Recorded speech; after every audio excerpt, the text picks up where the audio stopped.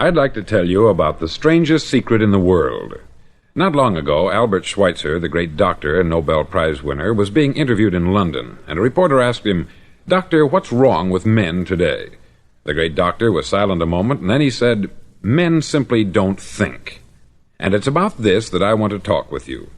We live today in a golden age. This is an era that man has looked forward, dreamed of, and worked toward for thousands of years. But since it's here, we pretty well take it for granted. We in America are particularly fortunate to live in the richest land that ever existed on the face of the earth, a land of abundant opportunity for everyone. But do you know what happens? Let's take 100 men who start even at the age of 25. Do you have any idea what will happen to those men by the time they're 65? These 100 men who all start even at the age of 25 believe they're going to be successful. If you asked any one of these men if he wanted to be a success, he'd tell you that he did. And you'd notice that he was eager toward life, that there was a certain sparkle to his eye, an erectness to his carriage, and life seemed like a pretty interesting adventure to him. But by the time they're 65, 1 will be rich, 4 will be financially independent, 5 will still be working, 54 will be broke. Now think a moment. Out of the 100, only 5 make the grade. Why do so many fail? What has happened to the sparkle that was there when they were 25? What's become of the dreams, the hopes, the plans? And why is there such a large disparity between what these men intended to do and what they actually accomplished? When we say about 5% achieve success, we have to define success. And here's the definition. Success is the progressive realization of a worthy ideal. If a man is working toward a predetermined goal and knows where he's going, that man is a success. If he's not doing that, he's a failure. Success is the progressive realization of a worthy ideal. Rollo May, the distinguished psychiatrist, wrote a wonderful book called Man's Search for Himself. And in this book he says, "The opposite of courage in our society is not cowardice, it is conformity." And there you have the trouble today. It's conformity. People acting like everyone else, without knowing why, without knowing where they're going. Now think of it.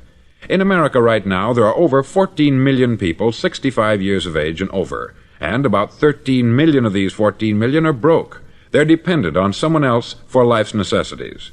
Now, we learn to read by the time we're 7. We learn to make a living by the time we're 25. Usually, by that time, we're not only making a living, we're supporting a family.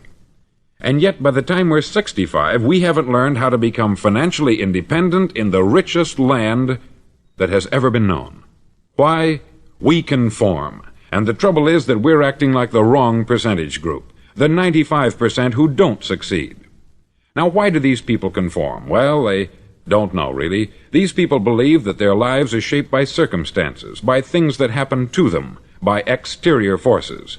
They're outer-directed people. A survey was made one time that covered a lot of men, working men, and these men were asked this question: why do you work? Why do you get up in the morning? 19 out of 20 had no idea. If you ask them, they'll say, everyone goes to work in the morning. And that's the reason they do it, because everyone else is doing it. Now let's get back to our definition of success. Who succeeds? The only man who succeeds is the man who is progressively realizing a worthy ideal. He's the man who says, I'm going to become this, and then begins to work toward that goal. I'll tell you who the successful people are. A success is the school teacher who's teaching school because that's what she wanted to do. The success is the woman who's a wife and mother because she wanted to become a wife and mother and is doing a good job of it. The success is the man who runs the corner gas station because that's what he wanted to do. The success is the successful salesman who wants to become a top-notch salesman and grow and build with his organization. A success is anyone who is doing deliberately a predetermined job because that's what he decided to do deliberately. But only 1 out of 20 does that. That's why today there isn't really any competition, unless we make it for ourselves. Instead of competing, all we have to do is create. Now, for 20 years, I looked for the key which would determine what would happen to a human being. Was there a key, I wanted to know, which would make the future a promise that we could foretell to a large extent? Was there a key that would guarantee a person's becoming successful if he only knew about it and knew how to use it? Well, there is such a key, and I've found it. Have you ever wondered why so many men work so hard and honestly without ever achieving anything in particular, and others don't seem to work hard and yet seem to get everything? They have the magic touch. You've heard them say that about someone. Everything he touches turns to gold. And have you ever noticed that a man who becomes successful tends to continue to become successful, and on the other hand, have you noticed how a man who is a failure tends to continue to fail? It's because of goals. Some of us have them, some don't. People with goals succeed because they know where they're going. Now think of a ship leaving a harbor, and think of it with the complete voyage mapped out and planned. The captain and crew know exactly where it's going and how long it will take. It has a definite goal. 9,999 times out of 10,000 it will get to where it started out to get. Now let's take another ship, just like the first, only let's not put a crew on it, or a captain at the helm. Let's give it no aiming point, no goal, no destination. We just start the engines and let it go. I think you'll agree with me that if it gets out of the harbor at all, it will either sink or wind up on some deserted beach a derelict. It can't go any place because it has no destination and no guidance. It's the same with a human being. Take the salesman, for example. There is no other person in the world today with the future of a good salesman. Selling is the world's highest paid profession, if we're good at it and if we know where we're going. Every company needs top-notch salesmen, and they reward those men. The sky is the limit for them. But how many can you find? Someone once said, the human race is fixed, not to prevent the strong from winning, but to prevent the weak from losing. The American economy today can be likened to a convoy in time of war. The entire economy is slowed down to protect its weakest link, just as the convoy had to go at the speed that would permit its slowest vessel to remain in formation. That's why it's so easy to make a living today. It takes no particular brains or talent to make a living and support a family today. So we have a plateau of so-called security, if that's what a person's looking for. But we do have to decide how high above this plateau we want to aim for. Now let's get back to the strangest secret in the world, the story that I wanted to tell you today. Why do men with goals succeed in life, and men without them fail? Well, let me tell you something which, if you really understand it, will alter your life immediately. If you understand completely what I'm going to tell you from this moment on, your life will never be the same again. You'll suddenly find that good luck just seems to be attracted to you. The things you want just seem to fall in line. And from now on, you won't have the problems, the worries, the gnawing lump of anxiety that perhaps you've experienced before. Doubt, fear, well, they'll be things of the past. Here's the key to success, and the key to failure. We become what we think about. Now let me say that again. We become what we think about. Throughout all history, the great wise men and teachers, philosophers and prophets have disagreed with one another on many different things. It is only on this one point that they are in complete and unanimous agreement. Listen to what Marcus Aurelius, the great Roman emperor, said. He said, "A man's life is what his thoughts make of it." Disraeli said this, "Everything comes if a man will only wait. I have brought myself by long meditation to the conviction that a human being with a settled purpose must accomplish it, and that nothing can resist a will that will stake even existence for its fulfillment." Ralph Waldo Emerson said this, "A man is what he thinks about all day long." William James said, "The greatest discovery of my generation is that human beings can alter their lives by altering their attitudes of mind." And he also said, "We need only in cold blood act as if the thing in question were real, and it will become infallibly real by growing into such a connection with our life that it will become real. It will become so knit with habit and emotion that our interest in it will be those which characterize belief." He also said this, "If you only care enough for a result, you will almost certainly attain it. If you wish to be rich, you will be rich. If you wish to be learned, you will be learned. If you wish to be good, you will be good. Only you must then really wish these things, and wish them exclusively, and not wish at the same time 100 other incompatible things just as strongly." In the Bible you read, in Mark 9:23, "If thou canst believe, all things are possible to him that believeth." Dr. Norman Vincent Peale said this, "This is one of the greatest laws in the universe. Fervently do I wish I had discovered it as a very young man. It dawned upon me much later in life, and I've found it to be one of the greatest, if not my greatest discovery, outside of my relationship to God. And the great law, briefly and simply stated, is that if you think in negative terms, you'll get negative results. If you think in positive terms, you will achieve positive results. That is the simple fact which is at the basis of an astonishing law of prosperity and success. In 3 words, believe and succeed. William Shakespeare put it this way: "Our doubts are traitors, and make us lose the good we oft might win, by fearing to attempt." George Bernard Shaw said, "People are always blaming their circumstances for what they are. I don't believe in circumstances.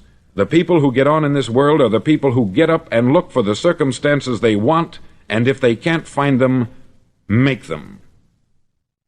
Well, it's pretty apparent, isn't it? And every person who discovered this for a while believed that he was the first one to work it out. We become what we think about. Now, it stands to reason that a person who's thinking about a concrete and worthwhile goal is going to reach it, because that's what he's thinking about. And we become what we think about. Conversely, the man who has no goal, who doesn't know where he's going, and whose thoughts must therefore be thoughts of confusion and anxiety and fear and worry, becomes what he thinks about. His life becomes one of frustration, fear, anxiety, and worry. And if he thinks about nothing, he becomes nothing. Now, how does it work? Why do we become what we think about? Well, I'll tell you how it works as far as we know. Now, to do this, I want to tell you about a situation that parallels the human mind. Suppose a farmer has some land, and it's good, fertile land. Now, the land gives the farmer a choice. He may plant in that land whatever he chooses. The land doesn't care. It's up to the farmer to make the decision. Now, remember, we're comparing the human mind with the land, because the mind, like the land, doesn't care what you plant in it. It will return what you plant, but it doesn't care what you plant. Now, let's say that the farmer has 2 seeds in his hand. One is a seed of corn, the other is nightshade, a deadly poison. He digs 2 little holes in the earth, and he plants both seeds, one corn, the other nightshade. He covers up the holes, waters, and takes care of the land, and what will happen? Invariably, the land will return what is planted. As it's written in the Bible, "As ye sow, so shall ye reap."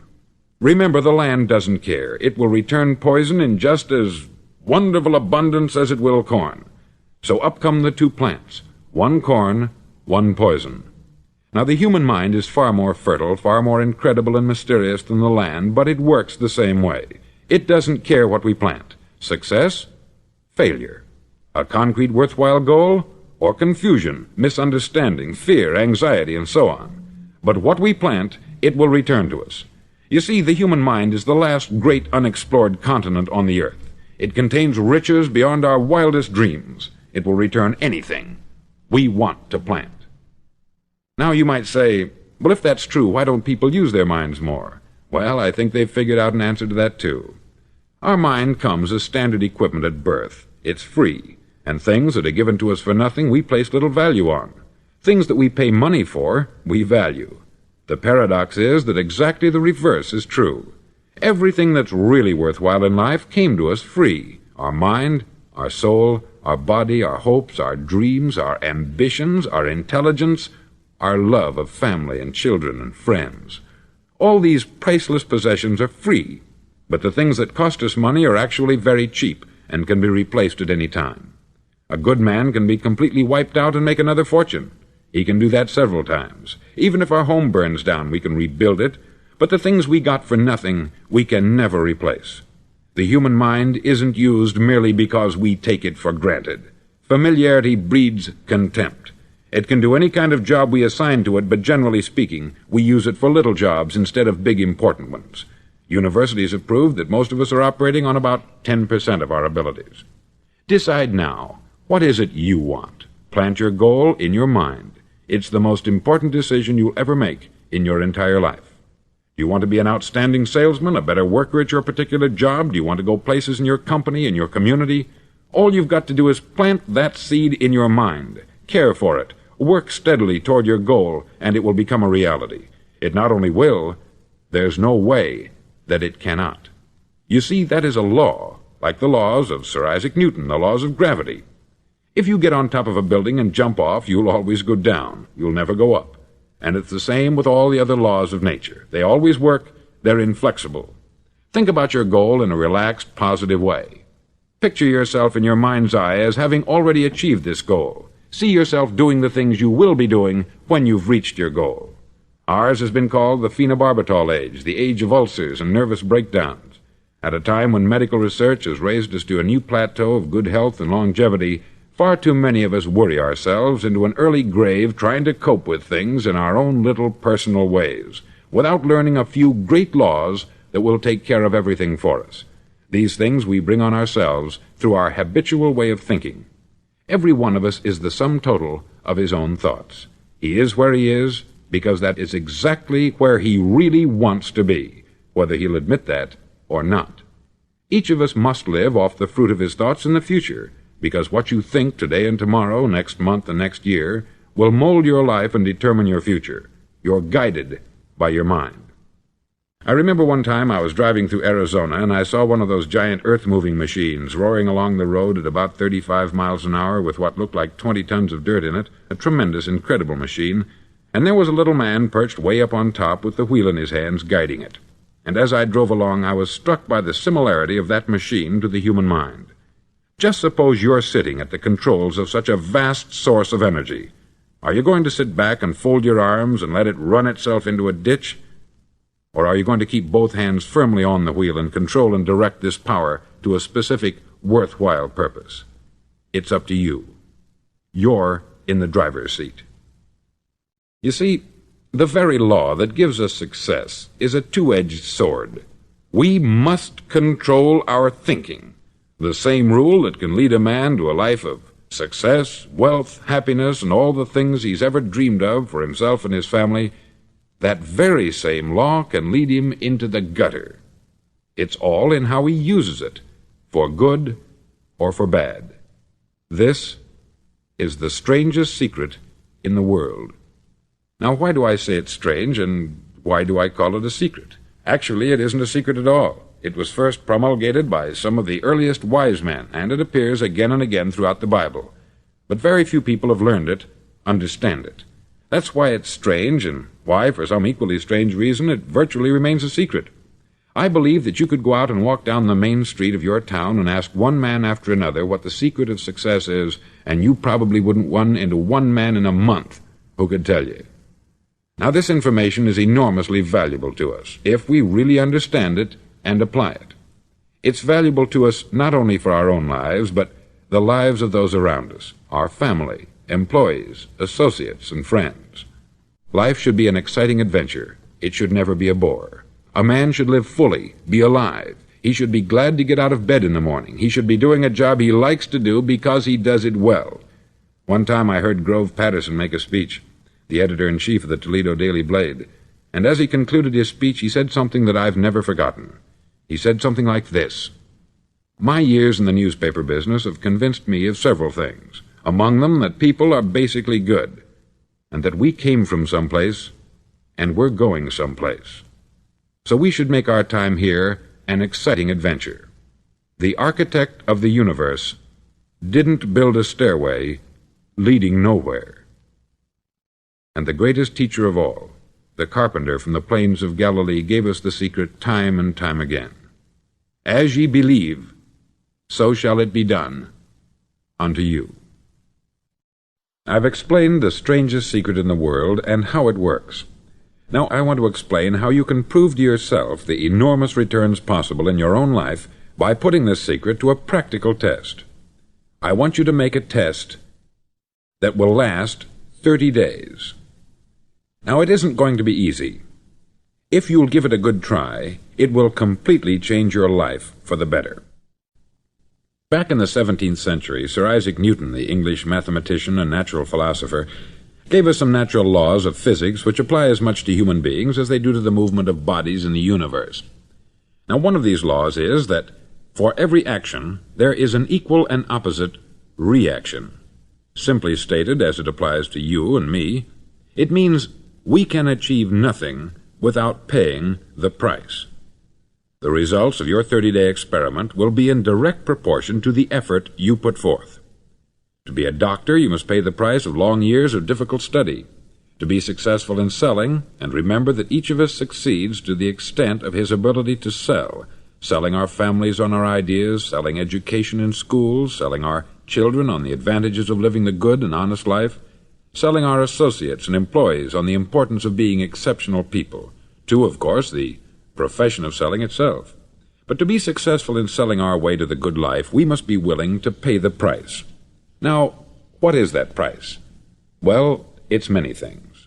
First, it's understanding emotionally, as well as intellectually, that we literally become what we think about, that we must control our thoughts if we're to control our lives. It's understanding fully that, as ye sow, so shall ye reap. Secondly, it's cutting away all the fetters from the mind and permitting it to soar as it was divinely designed to do. It's the realization that your limitations are self-imposed, and that the opportunities for you today are enormous beyond belief. It's rising above narrow-minded pettiness and prejudice. Thirdly, to use all your courage to force yourself to think positively on your own problem, to set a definite and clearly defined goal for yourself, to let your marvelous mind think about your goal from all possible angles, to let your imagination speculate freely upon many different possible solutions, to refuse to believe there are any circumstances sufficiently strong to defeat you in the accomplishment of your purpose, to act promptly and decisively when your course is clear, and to keep constantly aware of the fact that you are, at this moment, standing in the middle of your own acre of diamonds, as Russell Conwell used to point out. Fourth, save at least 10% of what you earn. It's also remembering that no matter what your present job, it has enormous possibilities if you're willing to pay the price. Now let's just go over the important points in the price each of us must pay to achieve the wonderful life that can be ours. It is, of course, worth any price. 1. You will become what you think about. 2. Remember the word imagination. Let your mind soar. 3. Courage. Concentrate on your goal every day. 4. Save 10% of what you earn. And action. Ideas are worthless unless we act on them. Now I'll try to outline the 30-day test I want you to make. Now keep in mind that you have nothing to lose by making this test, and everything you could possibly want to gain. There are two things that may be said of everyone. Each of us wants something, and each of us is afraid of something. I want you to write on a card what it is you want more than anything else. It may be more money. Perhaps you'd like to double your income or make a specific amount of money. It may be a beautiful home. It may be success at your job. It may be a particular position in life. It could be a more harmonious family.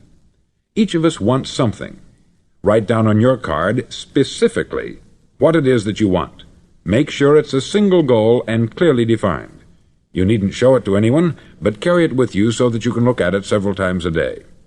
Think about it in a cheerful, relaxed, positive way each morning when you get up, and immediately you have something to work for, something to get out of bed for, something to live for. Look at it every chance you get during the day and just before going to bed at night. As you look at it, remember that you must become what you think about, and since you're thinking about your goal, you realize that soon it will be yours. In fact, it's yours really the moment you write it down and begin to think about it.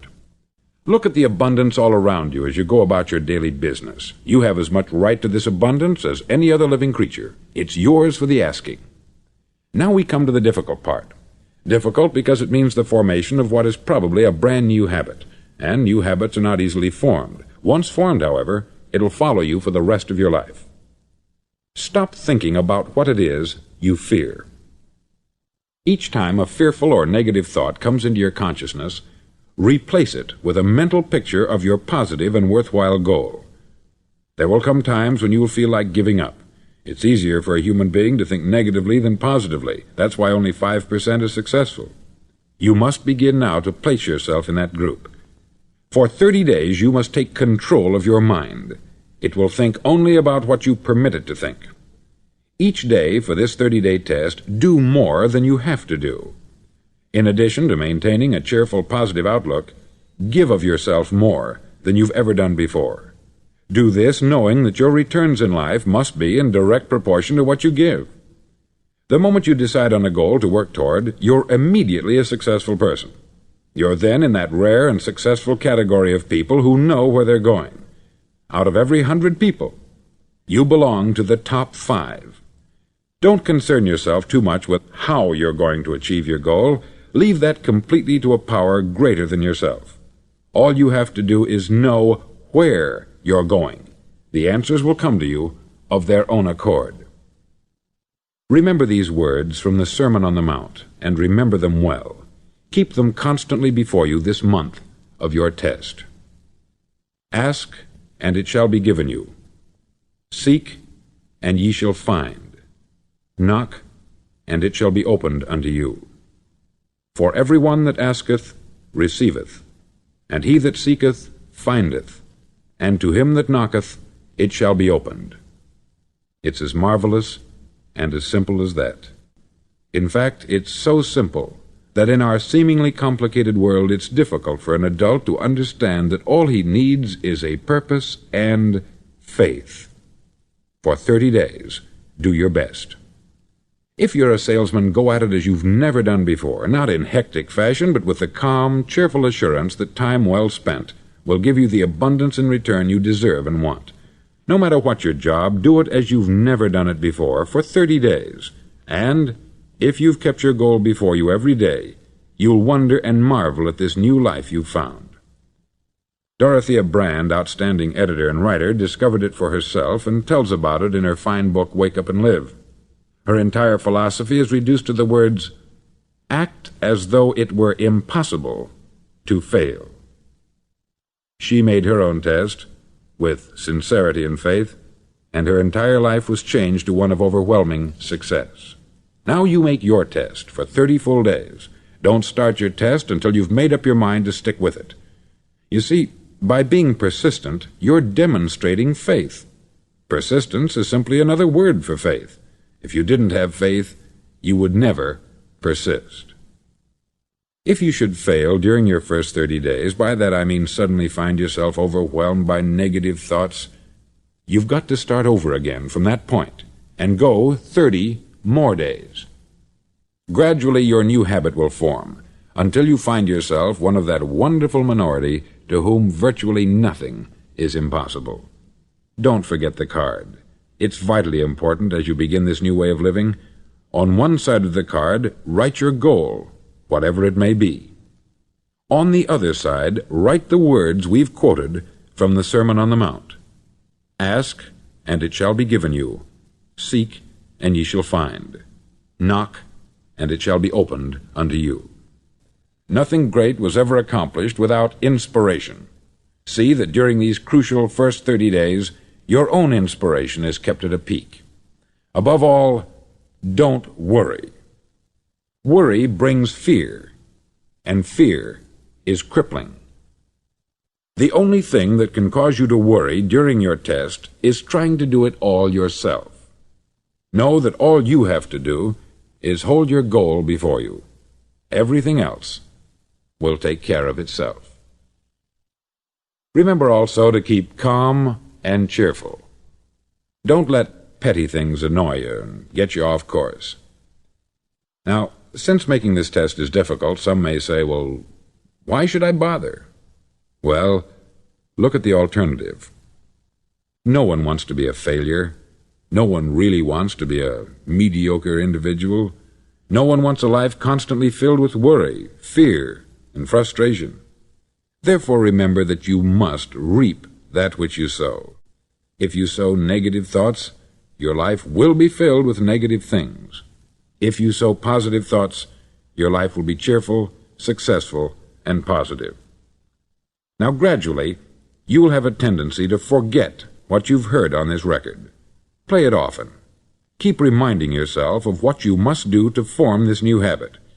Gather your whole family about and listen to what's been said here at regular intervals.